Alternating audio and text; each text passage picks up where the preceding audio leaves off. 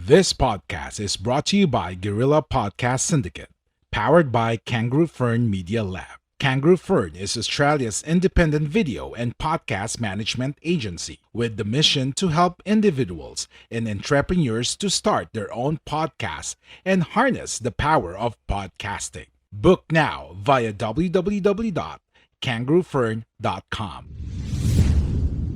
A Kangaroo Fern production. A Guerrilla Podcast Syndicate. Thing we can do is just get stops and run. Stops and run, guys. Push, push, push every time. Extra session with Kiko Malikdem tackles everything about the world of sports, especially the one close to the host heart, basketball. Updates, discussion, clarification, name it. Extra session has it. Extra session with Kiko Malikdem. Okay, good day, ladies and gentlemen, and welcome once again to Extra Session with Kiko Malikdem. Hope all is fine, and today we'll be talking to someone we miss in Philippine basketball. He's a former PBA player, a former direct hire by Pop Cola 800s during the 1999 PBA Rookie Draft. He also played for the Alaska franchise. Let's welcome, ladies and gentlemen, Mr. Jon Ordonio. John, good day. How you guys doing? Yes, it's been a while. How are you doing, John, after the pandemic hit the world last year? I'm doing good. It was a challenging time, but I try to take the negative and turn it into a positive.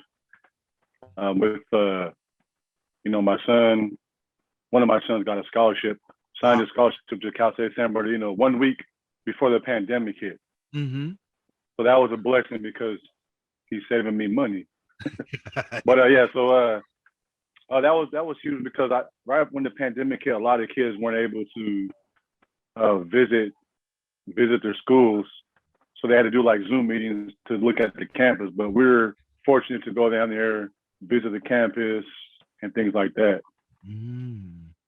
So basically, I mean, your son is right now in college, or is he's still at home? I mean, doing home study or online class. So we last week Wednesday, me and my youngest dropped them off at school. We left at 4 a.m. Drove down to San Bernardino, which is like 5.5 hours from where I stay in Monterey. I live in Marina, a city called Marina, but it's like 5 minutes from Monterey. We drove down there at 5 a.m. From 4 a.m. Got down there. We kind of got him situated with his room and took him to Walmart to get some groceries, and then we drove right back. Oh man, that should be so tiring, Yeah, it was tiring. And then my youngest one, he wasn't a very good co-pilot because he slept majority of the time. So I had to keep chewing gum so I can stay awake. Good. But the good thing is that you went home in one piece. That's a great thing. Yeah, exactly. Yeah. Now, John, let's go back to the memory lane. How did it all start for you when you were a young boy? Was it love at first sight for basketball? So it started, I think I wouldn't say in third grade when I was in elementary. We played at a high school when I was younger, and I started playing basketball. And played basketball, I think I fell down and started crying, and my dad was like, "What are you crying for?" Blah, blah, blah. So it began in third grade, and then every year I started to fall in love with the game of basketball. And there was a challenging thing with baseball and football, but I really didn't have that desire to play those sports. I just fell in love with basketball. And at the time of growing up, it was Larry Bird, Magic Johnson, Michael Jordan, those guys. So that's who I kind of grew up watching. Yeah. Well, who was your you said those players already, names of the players, but who was your basketball idol growing up? I mean, the one that you tried to mimic the moves. I'm not Michael Jordan, but he was big when I was growing up. I wore a knee brace in 8th grade. Didn't need it, but Michael Jordan wore it. I chewed gum. Didn't need to, but Michael Jordan did it. I used to dunk on smaller courts just to get the hang of it. Yeah. And I stick the tongue out. So Michael Jordan was pretty much the person I grew up trying to emulate. But I could jump high, but it wasn't Michael Jordan, but that was one of the guys before every game in high school, I would watch Come Fly With Me because, we have VHS tape. Yeah. And that was it. So I tell my kids now that, man, you guys are lucky because you guys can have DVDs, you have the internet, you guys can watch anything. We had to rewind just to get to a good part, or watch this television just to watch basketball. We didn't have any of that stuff. How was your basketball journey from grade school going to college? How was it? Was it pretty easy, or was it it was a trial for you? Well, it wasn't easy. I just so I grew up in a city called Seaside here. Mm-hmm. It was a Fort Ord. It was it was Army military base. Oh, okay. And my dad was from South Carolina. He got stationed out here in Fort Ord. He met my mom, and then that's how I came. Mm-hmm. So I lived in a city of, without Fort Ord, maybe 30,000 people, but with the addition of the military, it added 30,000 people to a small city. Okay. So you had all these different people from different parts of the country. Mm-hmm. And so that's how I grew up. And, in Seaside, there was, drugs, alcohol, prostitutes, gangs. There was all that stuff growing up. And, growing up in Seaside, I only met one person that was Black and Filipino. But he didn't play basketball. But because I grew up in the military, as a military kid, I had a lot of friends who were Black and Korean, Black and Japanese, Black and German, because the fathers would go to those countries and bring back their wives. So that's how there's so many mixed kids, I see. especially in California. Mm-hmm. Not only just in my area, but in California, there's so many kids who are mixed, and that's where I grew up. But I was growing up, I was probably the only Black Filipino kid I can know my age. There was only one person, but he moved away, but he didn't play basketball. So it was just pretty much me being Black and Filipino. How were you able to bring your talents to the Philippines? Did someone ask you to come over, or was it, let's say, a family or personal decision? So growing up here, a lot of my friends, a lot of my best friends were Filipino. Mm-hmm. I chose that because, growing up in this area, there was a lot of drugs, a lot of gangs. So I had to pick and choose who I wanted to hang out with. So I had a mixture of friends. Mm-hmm. But my Filipino friends didn't do any drugs, they didn't smoke, nothing of that stuff. So I chose that side. Mm-hmm. And growing up playing in Filipino leagues, I would always get questions because I can jump high. So I remember a lot of the commissioners, the guys who run hey, he's not Filipino, blah, blah, I need to see his birth certificate. So I'm like, okay, well, I said, Mom, can you come to my games? Okay, so my mom came to the game, and they're like, oh, Mom's Filipino. Okay, he's good. So that's what I went through my entire high school career, just playing in Filipino leagues. Mm-hmm. And then it was after my the summer before my senior year of college, I went to Master's College, which is in Santa Clarita, close to Valencia. There's a amusement park called Magic Mountain. So I remember I was working there in the summer of '97. This how I remember, '97. I'm walking to my job, and I bump into Ali Peak. Oh, okay. So in 1996, in Santa Clarita, there's like a basketball park that a lot of people play at during the summertime. So this is when I had my hair, of course. So I'm playing basketball, and this guy says, "Hey, man, what do you mix with?" I said, "Oh, I'm Black and Filipino." He's like, "Oh, man, me too." I was like, "Oh, yeah." He's like, "I can tell by your hair." But Ali, how big Peak is right now, that's how big he was in 1996. Yeah. So we had a connection. We started talking about adobo and rice and stuff like that. So this was '96. So I finished my sophomore year in college. And then the summertime, like I was explaining before, I was actually walking, and I bumped into Ali in the summer of '97. Mm-hmm. I said, "Hey, what are you doing?" He's like, "Oh, I'm playing professional basketball in the Philippines." I said, "Oh, wow." I was like, "Man, can you get me out there?" He's like, "Oh, yeah, I'll see what I can do." Mm-hmm. So I'm thinking, okay, he says that. Most people tell you what you want to hear. So I'm thinking, oh, he's not going to do nothing. So I remember it was March of 1998. It was my senior year in college. Mm-hmm. I'm walking to the cafeteria. My assistant coach is running. Mm-hmm. Hey, John, there's an agent from the Philippines on the phone. I'm like, yeah, right. He's like, yeah, trust me. You need to go back to coach's office and pick up the call. We didn't have cell phones that time. Yeah. I run back to the office, and it's Bobby Rios. Oh, yeah, the great Bobby Rios. Yeah. Yeah, so Bobby called me and said, hey, I hear you're half Filipino. You're a pretty good basketball player. Would you want to play professional basketball in the Philippines? I said, of course. Because all my friends, all their dads kept telling me, you need to go to the Philippines. You need to go to the Philippines. Blah, blah, blah, blah. I was like, well, I've never been there, and we'll see what happens. So Bobby's talking to me. He's like, what I need you to do is I need you to get I need you to send me your mom's birth certificate and your birth certificate so we can get the process going. I said, okay. So I called my mom. My mom is excited. I got my birth certificate. On my birth certificate says race of mother Filipino. So my mom's birth certificate, of course, she was born in Hawaii. Okay. So he's like, well, your mom's Filipino, blah, blah. So we're trying to figure out ways to get out there. So he's like, I need you to get your passport.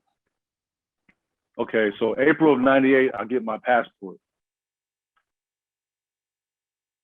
And he's like, just be ready. I'm going to go over there. Just be ready. So a month goes by, April, May, still nothing. So I call Ali. He's in the Philippines. So I'm calling him at probably like 3 a.m. there. I don't know the time difference. So he answers the phone. He's like, hey, what's up? I'm like, hey, Ali, is this guy for real? Yeah, he's for real. I said, sure. I said, I didn't mean to wake you, but he's like, I said, is he for real? He's like, yes, he's legit, blah, blah, blah. He represents a lot of players out here. I said, okay. So another month goes by. He's like, hey, continue to just be patient, just keep working out. So then he tells me I have a team for you. And it was Pop Cola. And Mr. Yanga was the team manager at the time. So I'll never forget, November of 98, Bobby says, hey, Mr. Yanga's going to fly in from the Philippines. He's going to stay in the city, which is 20 minutes from me because he had relatives there. He's going to come watch you play. So, okay, so there's like a big sports complex here where all the athletes go to play. Yes. So we go there, Mr. Yanga's there, I meet him, Bobby's there, and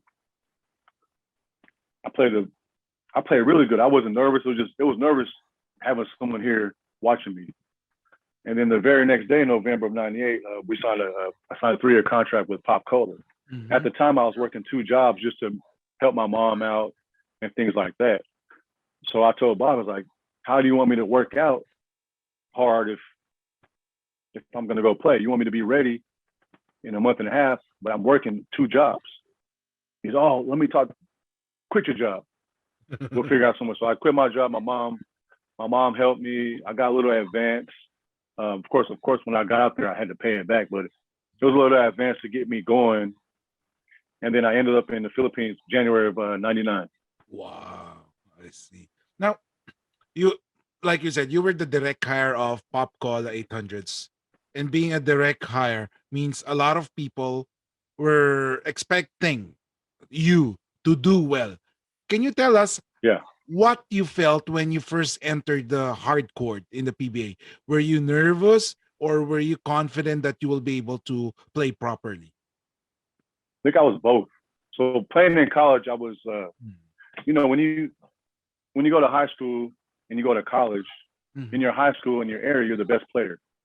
So when you go to college, every single person on your team is the best player from their area, the best player from the high school.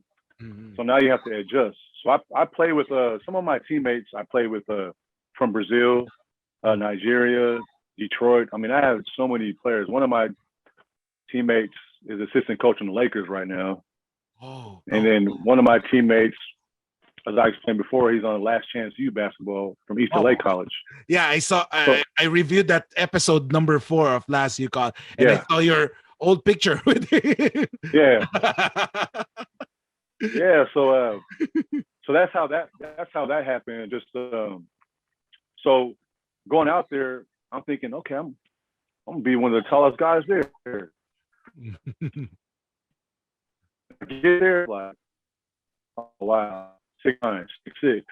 So I'm thinking, me growing up eating rice, chicken, ketchup, in college, a lot of my teammates, hey, man, why do you always use ketchup? I'm like, it's just how I grew up. Ketchup, rice, and chicken. Everything is with rice. So I'm thinking, I'm in the Philippines, like, why are these guys so tall? Like, what kind of rice are they eating? That's what kind of rice I want to eat so I can get taller. But to go back to your question, I was a little nervous because I was 2,000-3,000 miles away from home, and that was like the hardest thing was being away from home. But at Pop Cola, a lot of the guys brought me in. Verhel, I have Verhel, Boyette, Fernandez, Zaldi, Ollie Peak, Nick Velasco was my teammates. Yeah. Dwight Lago. I had some good guys on my team, and they helped me out a lot just to get me used to how the game is super physical there. So me being from here, it was a lot different. So when my own teammates are playing dirty with me, I want to fight. Because like, well, I'm your teammate. Why are you playing dirty with me? But as time went on, I learned this is just how they play. They play physical, and they're your teammates, but they're trying to get on the court also. So, but yeah, it was. I was nervous, but at the same time, I was excited because I'm in a new venture. I'm not in college anymore. I don't have to go back. I don't have to go to school. It's just basketball. But the biggest adjustment was the weather. It was just. I probably lost like 10 pounds in 2 days. It was so hot there, and we practiced at RFM. There was no air conditioning. Just one big fan. RFM gym, right? Yes. Oh, the four courts, if I'm not mistaken. Yeah. Yeah. It was it's gone already, but I used to play there. Oh, okay. Yeah, but it's a good gym, but it's too hot. Yeah, way too hot. Yeah. Yeah, but when you joined, the public didn't actually know anything about you except that you were this guard who looked like Kobe Bryant. Did this put some pressure on you? Well, I was hoping that Kobe Bryant would come back in '99 so I can meet him, but it was too much pressure. It took me a while to adjust the way they play the game out there. I'm a high flyer, but now it's like I was 22 when I got out there, and I'm playing. My teammates are grown men who have families and kids. Yes. So I can remember in practice, I'm just standing up because I'm so used to college. And there's guys sitting down. Hey, you guys got to get up. They're like, Rahel's like, hey man, you're in the pros now. You can sit down. I'm like, so I just had to adjust to the way everything was played, and I think that was the biggest thing. It took me a couple of years to adjust. My first coach was Norman Black, and then Charles Reyes was my coach the second year. Oh, okay. But it just took time to adjust the way everything was played. And I think I played much better when the imports came because I was able to. I knew how they play, so it was better for me when imports played. When I played all Filipino, it was different. But it was just a lot of adjusting. But through time, I pretty much learned how to play the game out there. Yes. Now, you said earlier, they play physical here. Do you still recall the play that welcomed you to the PBA? I was in practice. Oh, practice. Boyette Fernandez. Oh, yeah. What did he do? He just plays super physical in practice. I'm like, dude, what are you doing? Oh, sorry, Jones. I'm like, hey, come on, man. Like, you feels like you're trying to hurt me, but I just had to learn how to adjust. Once I learned how to play the game, then it became a little bit easier. But it was just when guys play physical, give me cheap shots and things like that, it took me out of my game, and it got pretty frustrating. But Verhel would always tell me, hey, so actually, our first game against Pure Foods, Dino Pomarin. Oh, yeah. The bullet. I was going against him, the bullet. So we're playing in the game. He just, boom, boom. I'm like, this guy right here. So I'm getting mad and frustrated. All game, he just giving me cheap shots. And I think I had like maybe 7 points. And I was so frustrated. So the next day at practice, Verhel comes up to me and said, Jon, he's like, he's doing that, get under your skin. He said, but the way you get attacked is you don't react right away, because once you react, the referee's going to call it on you. So he said, just wait a minute. So I said, okay. So I circled Pure Foods. I'm circling this game because so once again, Dino was giving me cheap shots. I'm like, oh, smart. Because I don't play like that. Here we don't play like that. We just play the game because you get hurt. So now I'm adjusting. So he gives me a couple of cheap shots. Then the next quarter, he comes down and I just give him right in his stomach. Boom. He's like, oh. He's like, what do you do that for? I said, you've been playing dirty with me this whole time. And then it went away. So I think they were just testing how I was just because I'm a Phil-Am. Yeah. And I get it. You know what I mean? I'm out there, they're born and raised there and I'm out here, but I get it. So I adjusted. But, they're all nice guys. But when you step on the court, you're enemies. Off the court, you're good friends. Yes. Now, of course, being a basketball player in the Philippines, you are sometimes given a positive reviews. You're given sometimes negative reviews. How do you deal with it? It was very frustrating. Mm-hmm. The same people who talk good about you, the same people who talk behind your back. Oh, okay. So it was a lot of adjusting. It was tough. It's like life, not just being a basketball player, just life. You learn to be around people that you trust. But as a professional athlete, you have a different standard. You're looked at differently. So everything you do, everything is magnified. So every little thing you do, this. So you have to deal with a lot of criticism. And then, when I like to watch my games to see what I can improve on, and then I hear the commentators just bashing me, doing. I'm like, dang it. And then when they see me, hey, Jon, how you doing? Blah, blah, I'm like, so that was a tough thing.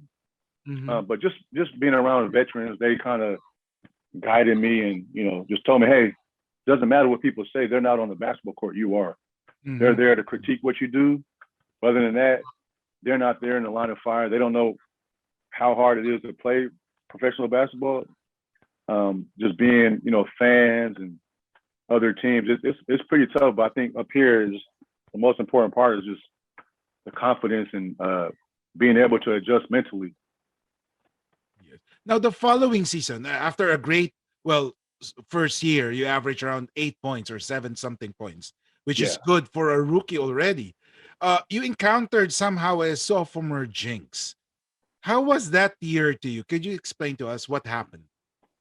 So growing up in high school, I was used to winning. Mm-hmm. I go to college, I'm used to winning. So now I signed a 3-year contract to play professional basketball, mm-hmm. and I'm looking at all the bonus money. Oh, if I do this, I do that, but look, I'm gonna get a lot of money. Oh yeah. So the first year with Pop Cola, our first game was against San Miguel, mm-hmm. and at that time in '99, Pop Cola didn't beat San Miguel for like 3 years straight. Would always lose. Mm-hmm. So it was a big game, and it was at Ultra, the Phil Sports Arena. It was there, and I remember that game. I was so nervous, but with 50 seconds left, I had the game-winning layup, mm-hmm. and we ended up beating San Miguel. So we start off our first 7 games. We're 5-2. Mm-hmm. We're beating these teams, and all of a sudden, just lose, and it was tough because when you keep losing, everyone's pointing their fingers, and just things just started blowing up. Mm-hmm. So I had a pretty okay rookie year. And then sophomore year, we had changed the Sun Kiss in the middle of the season, mm-hmm. and Charles Reyes was my coach. Okay.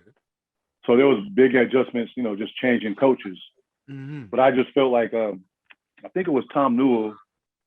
Charles Reyes was good friends with Tom Newell, and we actually went to lunch, and he's like, "How do you do it out here?" I was like, "Well, I'm just playing basketball." He's like, "It's different out here because you've been in the States for so long. You just have to adjust the way they play here." So that was the biggest thing my sophomore year. It was just, it was rough because we had a whole new coach, new assistant coaches. They wanted you to do this, do that. It was just, and our team was a mixture. Then a couple of my teammates get traded. So it was tough. Like Nick Velasco and I think Dwight ended up going to San Miguel. Yeah. And we brought Nelson Isatono in. Mm-hmm. So it was just a big adjustment. I even my second year, I just had to adjust to this is a business, it's professional basketball. Whatever you do, it's a business. So you can be playing, all of a sudden you get traded. Playing, all of a sudden get traded. So it was just a big adjustment. And I don't think I adjusted well to it, just because there was so much of expectation. But I don't think I really never got a chance to actually play my game. Mm-hmm. And that was the biggest thing. And then after Pop Cola, you played for Alaska, right? Under Coach Tim Yeah. Cone. And Tim then Cone, yeah. yeah, and then things didn't get better for you, right? What happened during this course? Was it Well, more of the adjustments? It was just a lot of politics involved.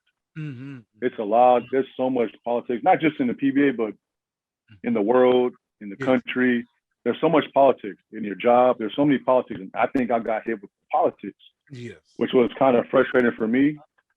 Going to Alaska as a whole, I've always wanted to play for Tim Cone. I would watch them. Man, they run a triangle. You can't stop the triangle. Because I remember my first year playing against the Flying A. I'm like, man, this guy's good. And it was hard they ran a triangle for so long, so it was hard to guard it because it's all based up on movements. You didn't really run a play. You just come down and you just switch, cut. So it was so hard to guard. I'm like, wow. And I saw how he coached. I'm like, I want to play for Tim Cone. Mm-hmm. If I ever get a chance, if my contract is up, I want to get to Tim Cone because I just saw how he played. How he coached and what he ran. And then just so happened, me and Ali get traded to Alaska for Poach and Abrientos. Mm-hmm. I'm feeling like, oh man. So now it's a whole different adjustment. And then trying to learn that triangle it's crazy because I've never ran an offense like that. Oh, I see. So once you get, because you're so used to pick and roll, this and that, one-on-one, but the triangle is all based on movement. Everyone touches the ball. And I think with me, that was like the biggest thing I had to adjust on was trying to run the triangle. But there was a lot of politics, and I was caught up in all that because my first year, I remember my first year there, we played against Red Bull in Bohol. Okay. At that time, Red Bull had Willie Miller, Devon Hart, Mick Panisi, and Antonio Lang was an import. Mm-hmm. So Rodney Santos, it was the second conference, the 6'8" and under. Rodney Santos was my teammate. He was sick. So I ended up starting. And we went 5-2, and I averaged 14 points, maybe 5 assists. Yeah. Because now I'm in the groove of playing. And then once after he was felt better, it was like, okay, you're done. We'll go back to that. Mm-hmm. So it was if you don't, I think mentally, if you're not strong mentally, it's tough. So me being on the high, I started the 5 games. We're actually successful, and I averaged 14 and 5. It was good, but then, like I was saying, just politics came in and boom. Now it's like, oh, here we go again. Yeah. Yeah. Were you frustrated? Because after your stint with Alaska, you didn't hear teams calling you to play for them, or were there teams calling you to play for them? So my first years with Pop Cola, third year with Alaska, and then my fourth year, I'm with Alaska, and then Talking Text brought in Bill Bano. Okay. So Kenny Evans was one of my close friends. We're still like this to this day. We talked on the phone yesterday. Kenny was a free agent, so he started practice with, I think they were Mobile on at the time. Yes. And Ossie was there, and Bill Bunyan was a new coach coming in. So we all practiced at Reyes Gym. Mm-hmm. So at that time, it was the second conference of 99, 2000, 2002. Second conference. I'm at the end of my contract. So I'm going to go practice with Mobiline, American coach. He likes to run. So me and Kenny were up there, and I was doing really good. There's a whole new system. Mm-hmm. It just brought back life because I was able to play my game. Well, management heard about it, and then, hey, I want you to come back to Alaska, and they paid me peanuts. So I had a chance to play with a new coach, just a new start, and Bill Bano was like, hey, John, play your game. I saw you play your game. Fast break, dish, dunk, whatever. Play your game. So I was up there for 3 days. Then my agent at the time said, "Hey, Alaska found out they want to re-sign you, blah blah blah." So I ended up signing back with Alaska, and then that's what happened. So I missed out on opportunity, and then I had to go back to Alaska. Nothing wrong with the Alaska. It's just it was just tough because, like I was telling you, there's so much politics involved. Certain players, it's just different. And I thought I was going to go to Mobile Line / Talking Text, but that kind of fell through. So there you go. My year was like, all right, here we go again. I just dealt with so many politics, and then the Fil-Sham stuff kept coming up, and I was getting so frustrated because I'm like, wow, man, like I'm half Filipino, and they're accusing me of being a Fil-Sham, and that was the most frustrating thing because in college I got a tattoo. Well, when I was out there, I got a tattoo that says Blaquino. You can probably see it right here. Okay, yeah. Oh. So that was my nickname in college. A lot of guys found out I was black and Philippine, so they call me Blaquino. I'm like, man, does this help? Does this prove? But it was just up and down career because of the Fil-Sham, Fil-Am, all that stuff. And now I was the one bringing broad into it all the time. Yeah. And maybe it's because I'm a guard. If I was 6'6", I don't think I would have been bothered. Yeah, I was about to. Well, that was our next topic. Another thing that hounded you was the Fil-Sham controversy. Let's make it clear. Yeah. Are you a Filipino? Of course. My grandma was born and raised in Hawaii, Filipino, but they spoke Ilocano. Okay. Mm-hmm. So they're Ilocano. My grandma never. She passed away. My mom passed away in 2014. Oh, okay. They never been in the Philippines. Oh. So my grandfather was from Bawang La Union. He migrated to Hawaii. Met my grandma, my mom, and then my mom came to California from Hawaii. My mom came, how I came along. So all my life I grew up, I thought I was, because we're Filipinos in Hawaii, I had a lot of shirts that said Hawaii. I'd ask my mom, am I Hawaiian? No, you're Filipino black. Well, why does that have Hawaiians? Well, that's where I was born and raised. But so that's just how it was. My mom spoke Ilocano. I used to understand it when I was younger, but then my mom and grandma would always speak in Ilocano, so I couldn't understand. So that was their thing. But yes, I had to go through so much just to prove. And that towards that time, I was like, you know what, can't do this anymore.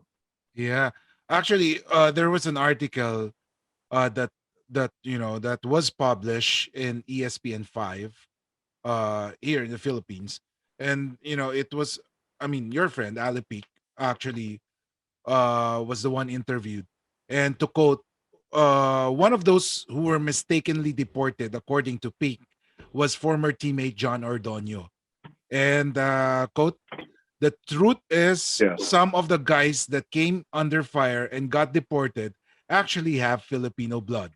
It was humiliating because he had to be sent home. He was given a deadline to go home, and you imagine he's with his kids, and he had to explain his kids what happened. I thought it was very unfair. Did this really happen? So you want to start a podcast, or perhaps you've already started one, but you're still unclear on how you can actually make this podcasting work. No worries. That's why we're here for you. We are Guerrilla Podcast Syndicate, powered by Kangaroo Fern Media Lab. Join our network. Contact us at info@kangaroofern.com, because we're stronger together. Yeah, so I told you a story how I met Ali Peak in '96. Yes. So I thank him all the time, because if it wasn't for him, I would never have the opportunity to go to the Philippines and even play the game I love. So, and because we're both half Filipino, that's where. And Bobby was never. And he was an agent who stayed true to his culture. Yes. He didn't want to be the agent to bring. He always wanted guys who were Filipino, because he knew if time went on, he would get caught. Oh, he's not Filipino. Blah, blah. So that's why Bobby always had. So we had Nick Velasco, me, Peak, Lloyd Castillo, Yeah, Lakers too. Andy Siegel. So he brought the legit guys in, and it was just unfortunate that I had to be included because my first year, I remember my first year I was at Pop Club for 6 months. At 6 months being in Pop Club is when all this stuff started coming down. Is he Filipino? Well, you have my mom's birth certificate, my birth certificate. What else do you need? And it's sealed, a U.S. seal. So I had to go to the U.S. Embassy to prove my grandfather never became a U.S. citizen. So I went to U.S. Embassy. They looked up my grandfather's name. He was never became a U.S. citizen, so he was still a Filipino citizen. I see. But every year I just kept getting harassed. Yeah. And it was really frustrating. I just kept getting harassed, and I think what did it for me was 2003. There was a big Senate hearing. Yes. And I remember being in the audience. So I think it was Jon Ordonio, I think yes. Jaworski, all those guys were there. There were some guys up on the stand talking, and Jojo Lastimosa was my teammate at the time. So they're going with all these names. Okay, next up, so and so. Next up, so and so. I'm not gonna name any names. So then it's like, oh. So I'm sitting in the audience, and there's all the news media there. Oh, okay. Next is Jon Ordonio. Well, we went to the province where he claims his mom is from. No one knows of his mother, Corazon Ordonio. Blah blah blah blah blah. I'm thinking, well, first of all, my mom was born and raised in Hawaii. So of course, no one knows who she is. Yes. So they're saying all this stuff, and it's like they're calling me a liar, and I'm getting so frustrated and mad. So I said, Jojo, I pointed, like, hey, come here real quick. He's like, what's up, John? I was like, can I go talk to them? He's like, what's up? It's like, Jojo's like, man, like Marlo King, they all knew I was half.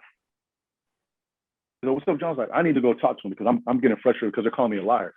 And it hurts me to be in the Philippines knowing what I am, and they're accusing me of not being Filipino because of some technicality.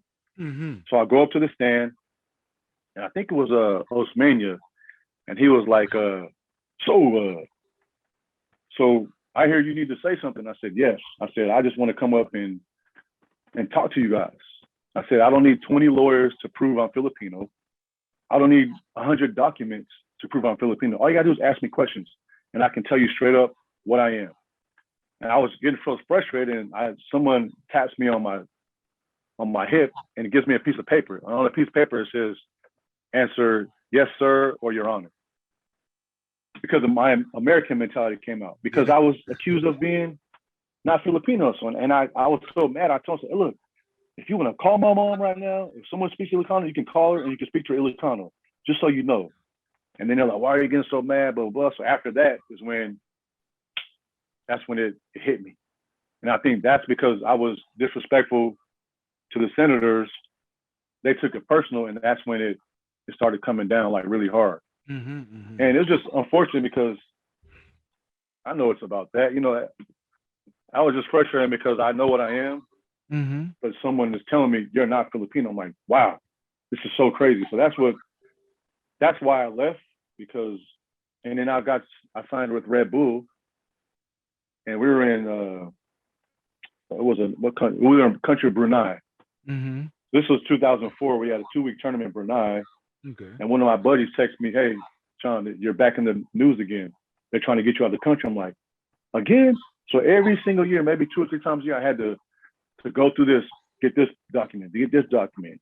Yeah. And it's draining in the mentally, it's mentally. Mentally, it got to the point, I was like, why even play basketball if I have to keep going through this in a country where I know I'm Filipino? It's frustrating.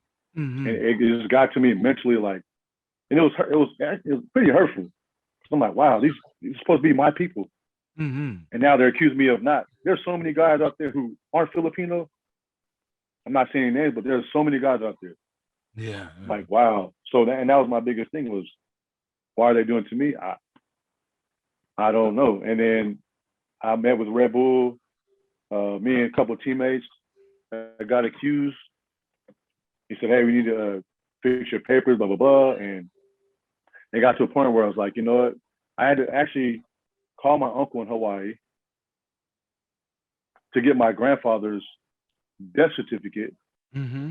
so they can see he was Filipino. Okay. It's a death certificate. So my family didn't want to go into that, bring all their memories back up. So my uncle sent me my grandfather's death certificate to show you he is Filipino. Mm-hmm. And that's what I had to go through just to prove. And at the time, my mom was like, just come home. Like, no, Mom, I want. She's like, just come home. It's not worth it. I see. They don't believe you. They don't trust, whatever. Just come home. So that's when I ended up going home. I see. And I didn't, after that, I was like, I'm not coming back here. But so you haven't come back. I mean, you haven't visited the Philippines after that. No, I got back in November of 2004.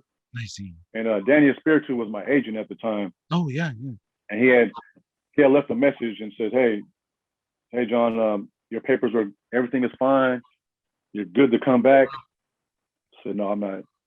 Okay. I can't do that because I'm already established with my family here, and I just can't keep leaving it. So, but I was actually cleared in 2000. That's good. Probably December 2000. I was cleared, but I just wouldn't want to take it.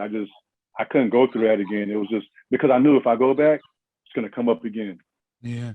Well, yeah. I was able to interview Devon Harf before, and he's one of the players who were cleared to play, but decided not to come back because for some personal reasons back then. So basically, you're also one of those cleared players who didn't come back. So there's this term as sayang, right? What could have been, if you decided to come back. But of course, you have your own reasons why you decided not to go. Now, there were some of your batchmates who were declared as Fil-Shams. Did you have any second thoughts about their eligibility? I mean, when you saw them play, or you knew all along that this is not a real Filipino. I knew because I grew up around mixed kids. I mean, Black and Korean, Black and Filipino, Black and Japanese. We all look alike. Mm-hmm. We all look alike. So I know when I see there's musicians out there that are mixed. So when I see them, they're mixed with some. So I'll Google, yep, they're Black and Filipino. There's a lot of American artists that win Grammys that are Black. So I know who's mixed and who's not.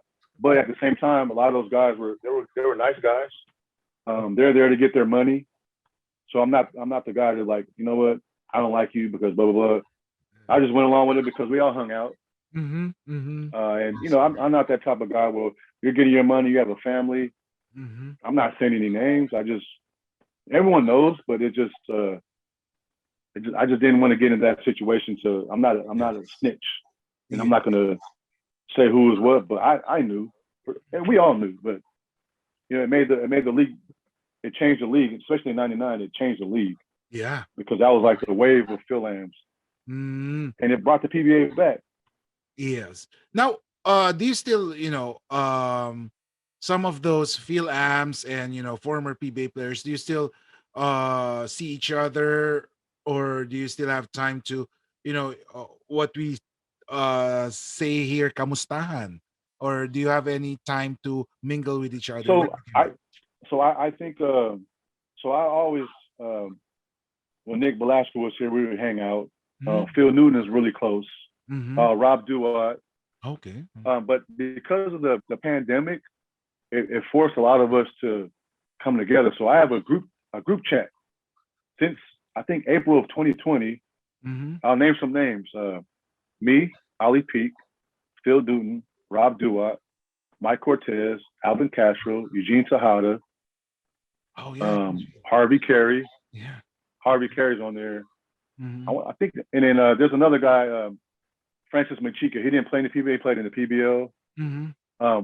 We're all in a group chat, and since April until now, we're still.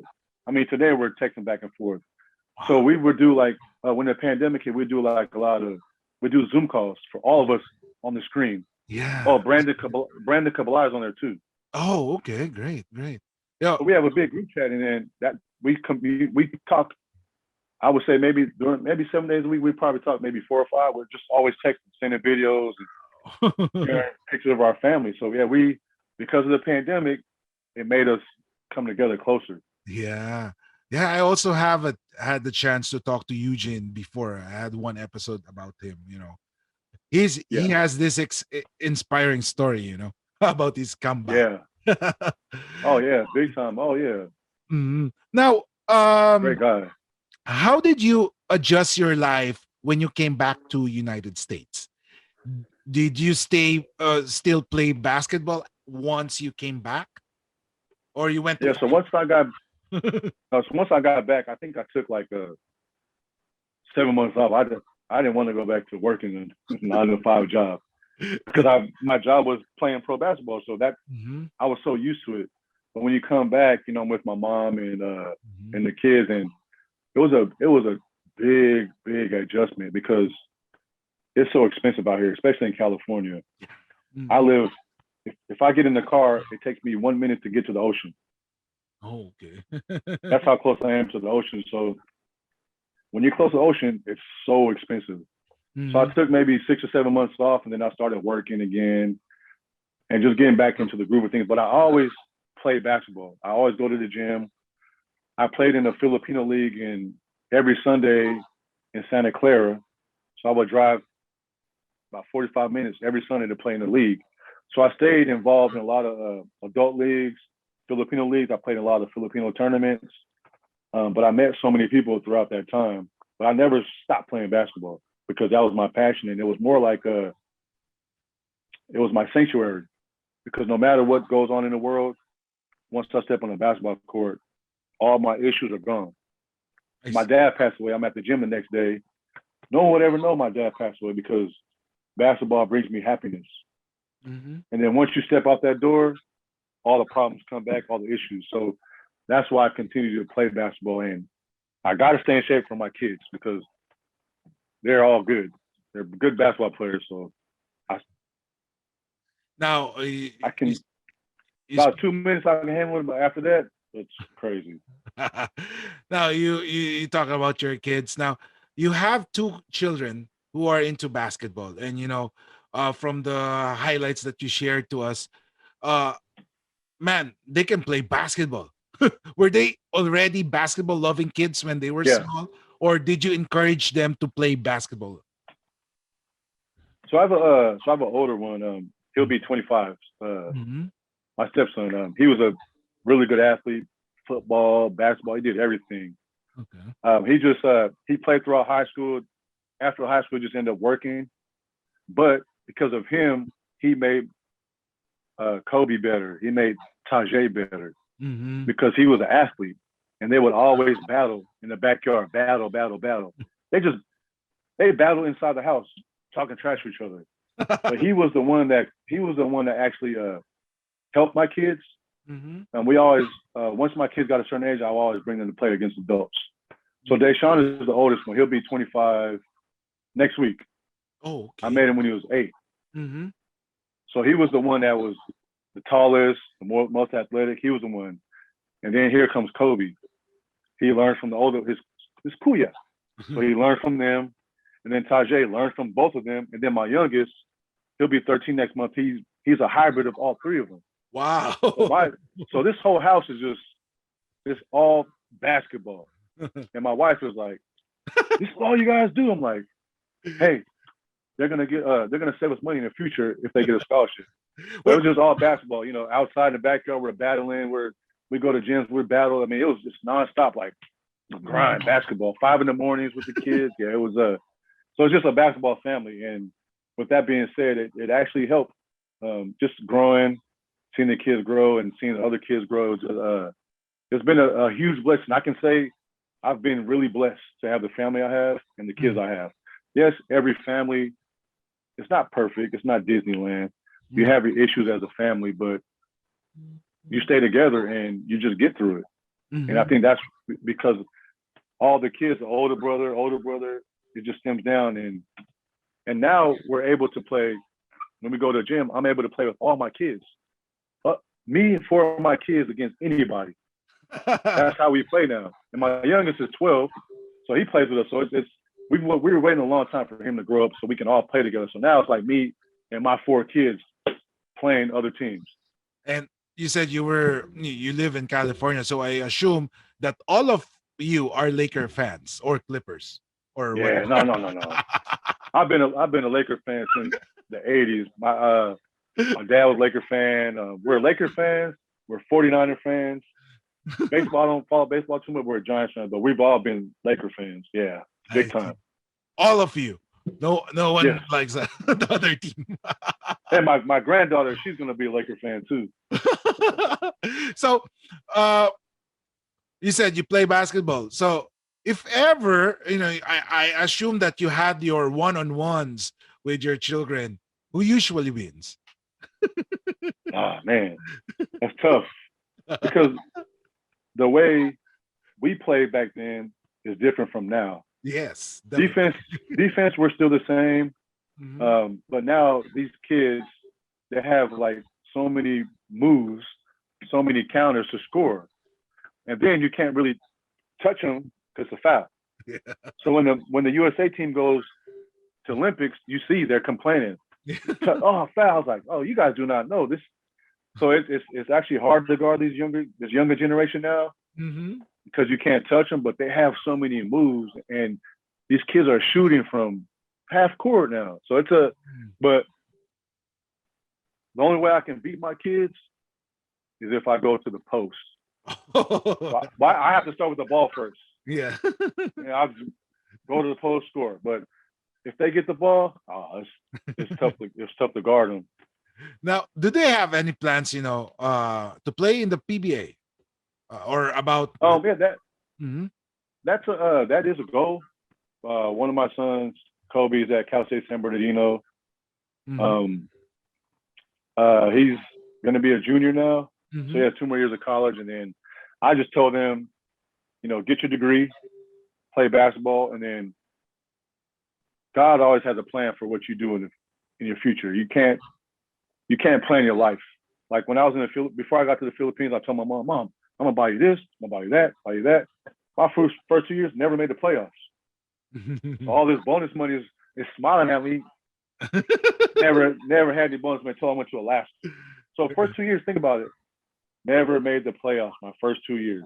Yeah. And we had great teams. It was just trying to get everything together, but it was tough. So I just told them, like I said, my first 2 years never made the playoffs. I mean, as far as my kids, I just told them like, hey, it's not easy. So when I moved back, I had to pray to God because it happened in the Senate hearing. I'll go back to that real quick. So it was November 9, 2004.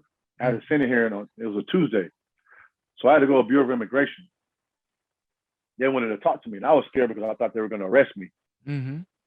So this is when I had to leave the country. I didn't leave. It just, hey, do whatever you have. We'll get your papers straight. So I went to the Bureau of Immigration on a Tuesday. Okay. Cameras around me. On that Tuesday, they tell me you have 2 days to leave the country. Okay. I'm like, why? Well, because this and that, you're not Filipino. I'm like, are you serious? You want me to leave? Just pick up myself and just leave the country. Oh, yeah, you have to leave the country, blah, blah, blah. So, okay, so I'm with 2 kids. They were 5 and 3 at the time. I got my stuff together, and I got to the airport because we were supposed to fly into San Francisco. So I called my mom and dad, hey, I'll be in San Francisco at 9:30, blah, blah, blah. So right when we're at the airport, one of the officers says, hey, San Francisco flight been canceled. You have to fly to LA. I'm like, well, can I stay another day just so I can go to San Francisco? Because I live 2 hours away from San Francisco. No, you got to go to LA. So I ended up leaving the country with a 5 and 3-year-old. And I tell my dad had to drive 5 hours to LA. Mm-hmm. So on the plane, I'll tell you a story. On the plane, I just prayed to God and say, hey, I'm going to get in the back seat and let you drive. Because my whole career, I want to be in the front seat. I'm going to do this. I'm going to do that. It never happened. So I said, hey, I'm going to be in the back seat. I'm going to let you drive. And once I did that prayer with my 2 kids at the time, it changed my life. Because I was in the back seat. I said, okay, God, I'll let you drive and I'm going to follow you. And I think that was the biggest turning point in my life was just that. And going back to my kids, they have a really good opportunity to play professional basketball. It just depends on, like I was saying, depends on where the Lord is going to put you. But, in between time, it's going to be tough, but you just have to stay the course. And, God will bless you. Might not happen tomorrow. He's going to always bless you if you continue to follow and trust in him. I see. So hopefully we'll be able to see your kids play in the PBA soon, in the near future. Yeah. Hopefully. So we'll keep an eye on Tajay. Yeah, Tajay and there's Kobe. Then And Kobe. they're the two middle ones. Yeah, they're both actually those two were born there. Mm-hmm. So they were able Medical to see City, you they were born play. there. They were able to see you play. Yeah, Kobe was only 5. Doesn't remember much because he was young, and then they didn't see me play till I got here. They actually saw me dunk on people. So till this day, I'm like, you guys are lucky. We didn't have cameras that have phones back then because I can show you everything. Yeah. But yeah, so hopefully they have a really good chance to play professional basketball. Just like I was saying earlier, you just have to stay the course, and hopefully something good happens. Because I know a couple years ago they were talking about them playing for the national team. Yes. Mm-hmm. But they're still in college, and I want them to finish that. Mm-hmm. So I was saying, the next whatever is 2 to 4 years, they should be out of college by then. And hopefully they get a chance to play because they're both born there. Yes. So there's as far as the papers issues, Mm-hmm. I have their Philippine birth certificate and the U.S. So that's legit. And I still have it here too. It's green and white, a green and white piece of paper, Medical City, Mandaluyong. Yes, that's great. Now, have they seen you play? Of course, you said technology is being used right now. Of course, Kobe and Tajay, have they seen you play? I mean, using YouTube while watching YouTube, something like that. What is their comment? Yeah, so there's some Don Aliado is my team at Alaska. He I want to say last year he posted some of our games because I've been trying to find games because it's VHS. It's like dinosaur now. Yeah, Can't really find it. So they're like, "Oh man, Dad, you were skinny." Oh, of course I was skinny at the time. You can jump, yes, of course. I mean, I'm 45 now, so times have changed. But they're able to see me play, like just watching it.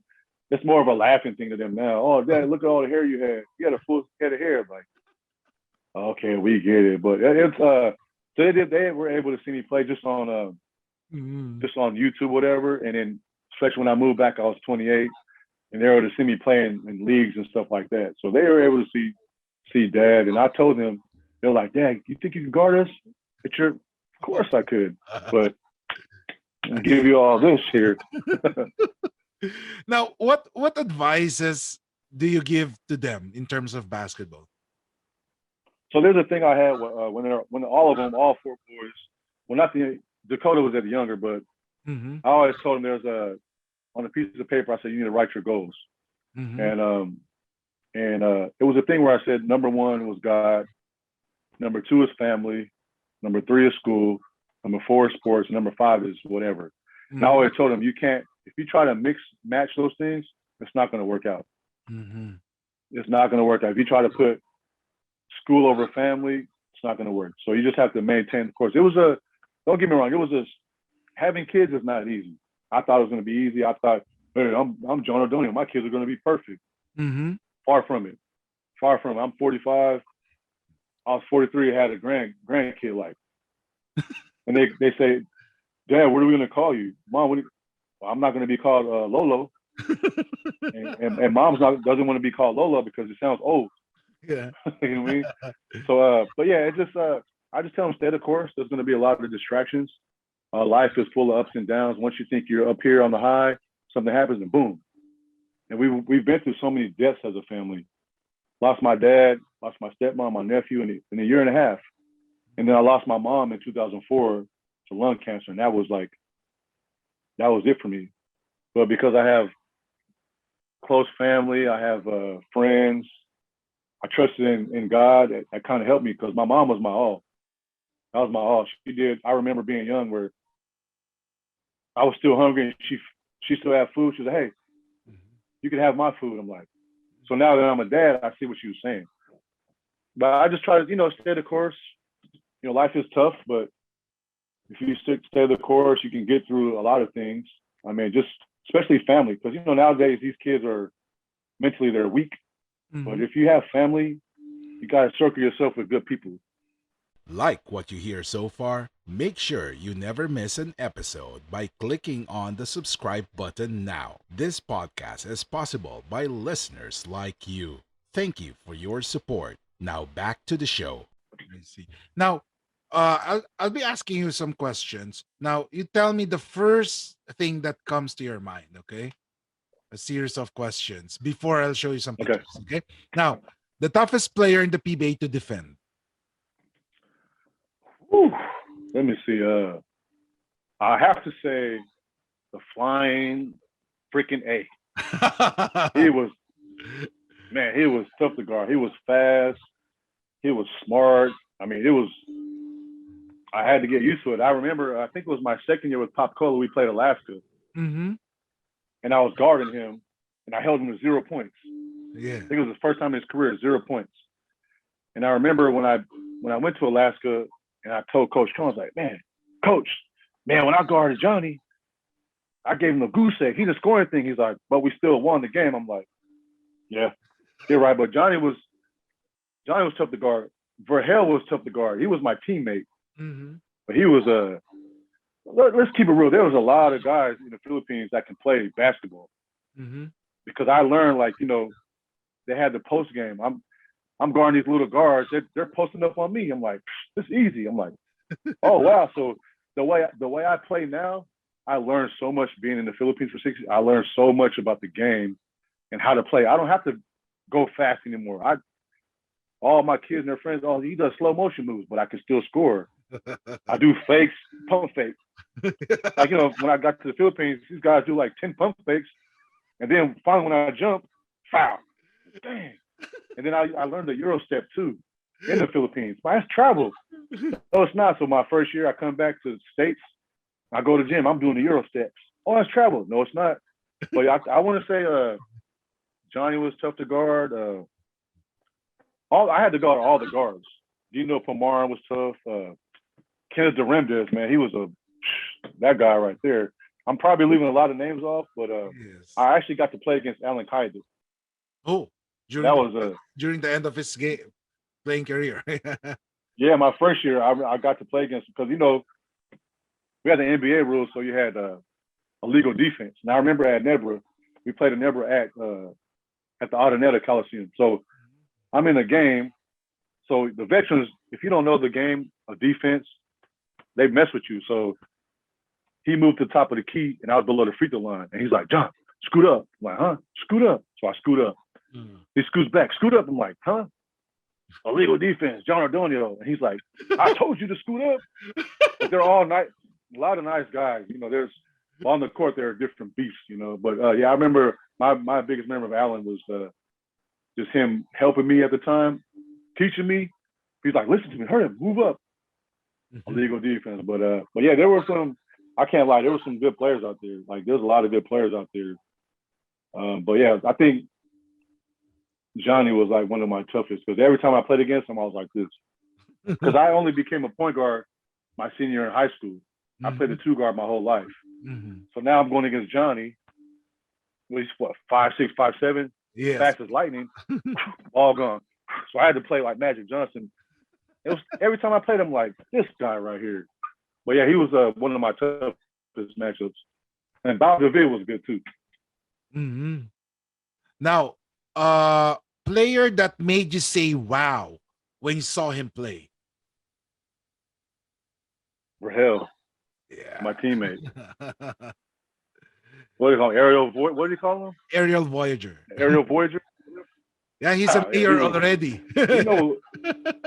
Is he really? Yes. Oh man, yeah, he made me say wow a couple of times.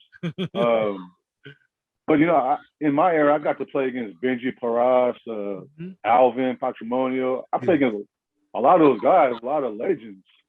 But I think for hell, my teammate was this guy right here, like if he only knew what he had, they always had to stick him, stick him stuff. Yeah. I'm like, what's this stuff? Oh, they made the ball sticky and all that. But and then I would say Nelson Oxytona was he made me say wow a couple times because he would do the jump shot with one hand and he would make it. I'm like, what is this? So I would tell him, hey, you're not getting paid to pass it, man. Shoot the ball. And, oh, he shot the ball. He never passed it, but Verhel, I would say Verhel, just because I played with him for 2 years, he was one of the guys I was like, wow. Yeah, he's the mayor of Bulacan. Yeah. Oh wow. Yeah. Now, hopefully he sees that because I haven't spoken to him in a while. But. Yeah, we'll let him. Now, yeah. Favorite coach during your stay in the PBA? I would say Tim Cone. I had my first year was Norman Black. Mm-hmm. I learned a lot from him. Chuck Reyes was a really good coach. Mm-hmm. He taught me a lot. Really good coach, but I was only with him for a year when I got traded. But I was with Tim Cone for 3 years. But he was one of my. He actually taught me a lot about the game, a lot about defense, offense. You know, I was a great defender, and he would always teach me. I was telling a younger kid today. I'm like, look, because this kid was guarding my son Tajay today, my son just kept making everything, and he kept going like this. And I said, hey, you can't stop anybody from scoring. You can only make it difficult for them. And that's what Tim Cone taught me. Tim Cone actually changed my shot. I was shooting out here, but he made me bring my elbow in. So I learned a lot from him because I was with him for 3 years. So I think that's why he's probably one of my favorites because his knowledge of the game was crazy. When I came back to coach, I started running some triangle stuff in our offense. Just quick offense. It wasn't because these kids aren't mentally tough to run a triangle because if grown men can barely run a triangle, no high school kids will. But I would say Tim Cone. Yeah. Now, the most memorable moment on court. I had a triple-double my rookie year for Pop Cola, and it was against Alaska. I almost had a quadruple-double. Oh, I had like 7 turnovers. Just 3 more. But no, I would say that triple-double because that was the first time by local in 3 years I had a triple-double. So that was like the biggest moment of my career because it was probably the most tiring game to get a triple-double because I was so tired. But and Verhel said, hey, you have 1 more assist, you got triple-double. And guess who gave me the assist? Verhel. Yes. So that was my most memorable was the triple-double. Now, if you could change one thing from the past, what would it be? I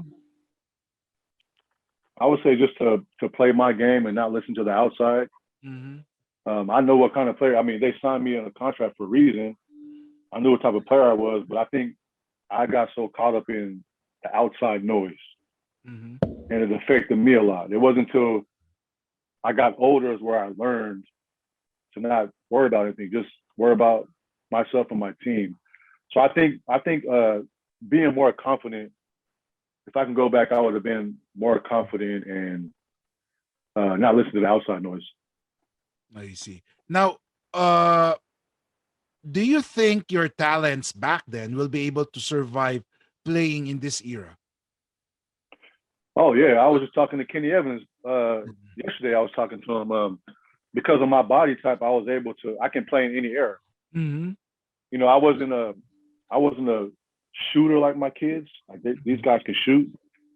I love Jason Kidd, Scottie Pippen, Magic Johnson. That's how I grew. I wasn't a shooter, but I can score.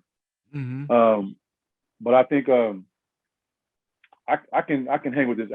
I'm 45 and I still play with younger kids and college kids, and I can still hold my own. But I think and I was able to jump high too, so that would have helped me a lot in this era because these kids are so soft. I could probably get away with a lot of stuff, but yeah, I think I can definitely hang in this era. The moment that made you angry inside the court.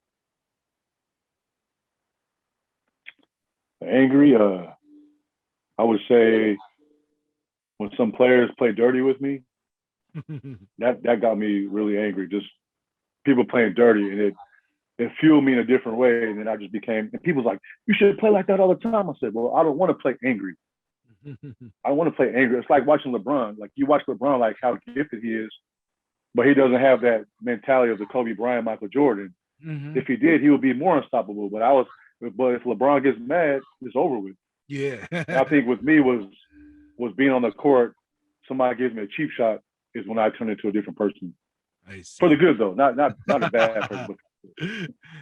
What is your memorable moment off the court or off court?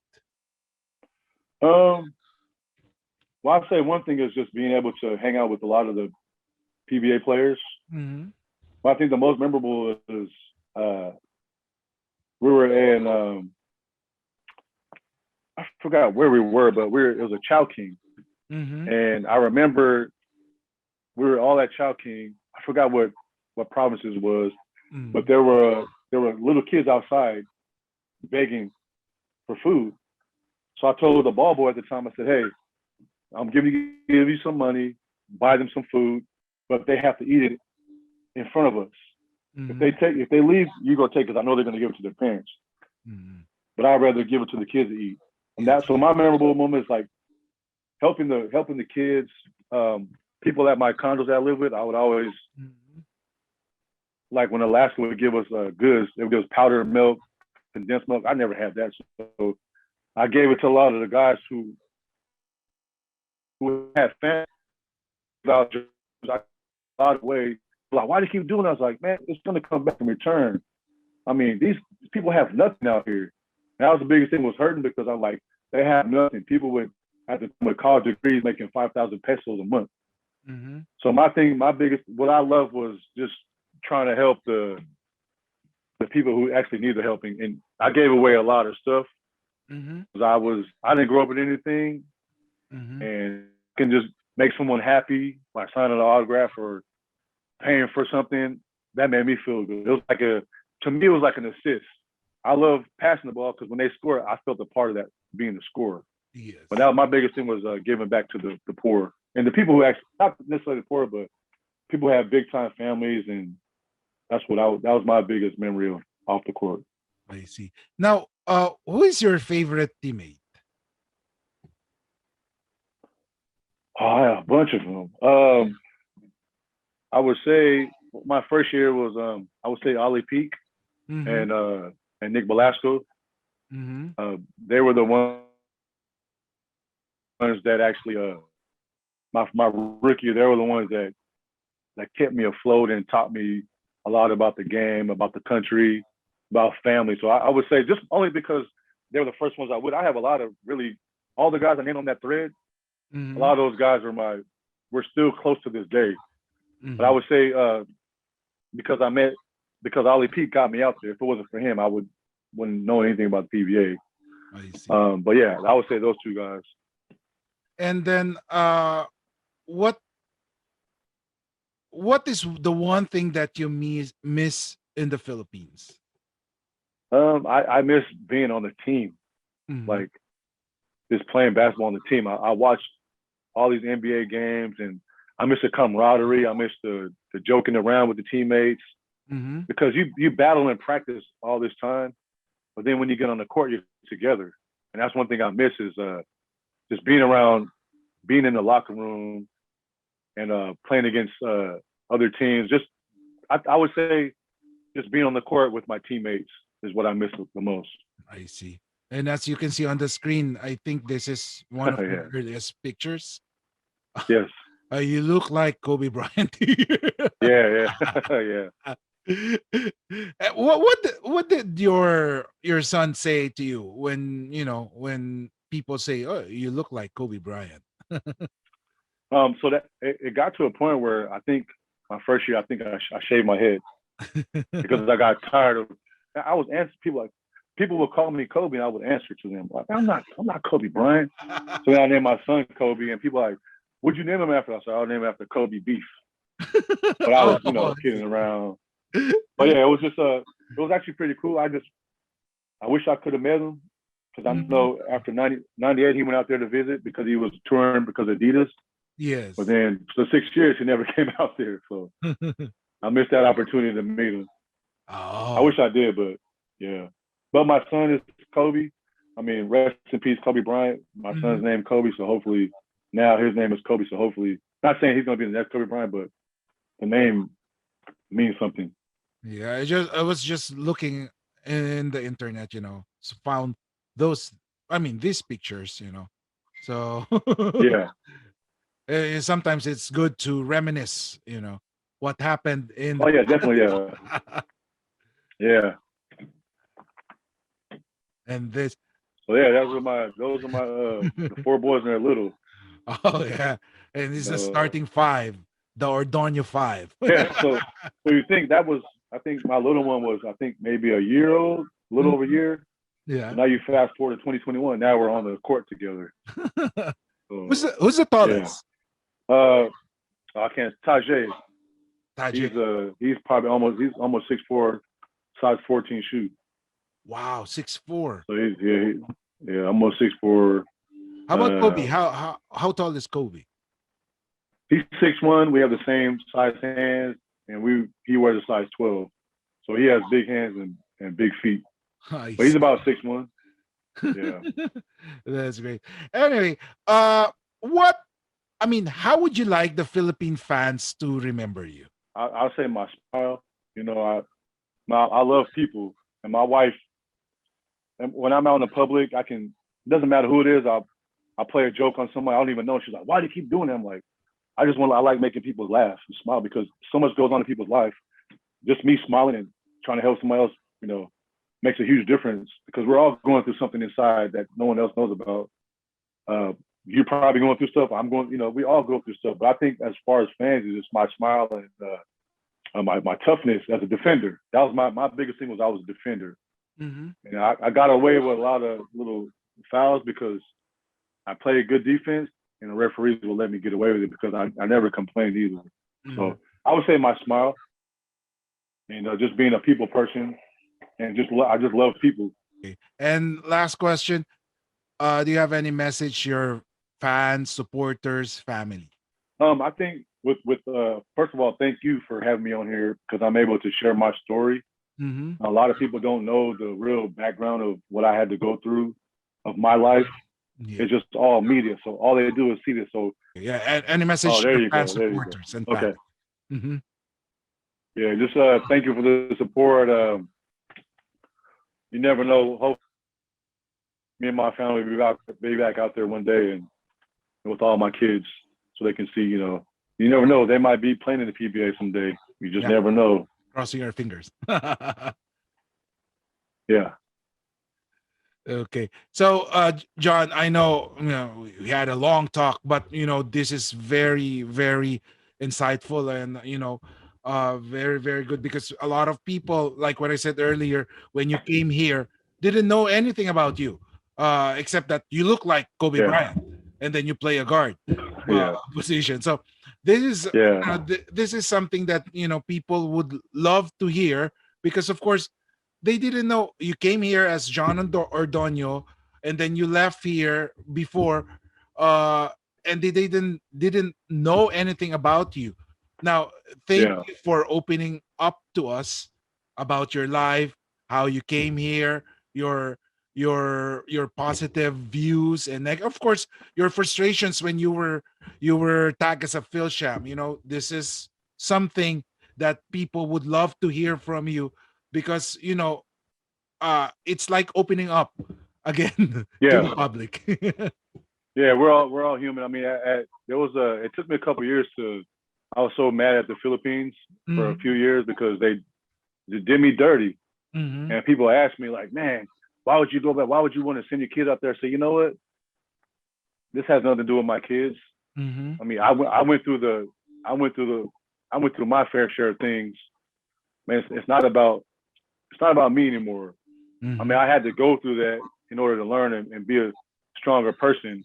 And I think with that, it helped my life because I'm like, well, not everyone's gonna like you, Yes. but I had a lot of bad blood towards the Philippines for a couple of years. But I mean, as I got older, it changed. I know, me and Chuck Reyes, we had like a little in one of the games, but I was able to reach out to his wife, Cherry, say, hey, tell Coach Chuck, like, I apologize. for how I was as a youngster. And, there's no hard feelings. I'm at the point in my life where I don't want any bad blood. I don't want to burn any bridges with anybody because you never know when you're going to see these guys again or even be out in the Philippines again. So, but the country's been wonderful to me. I mean, I don't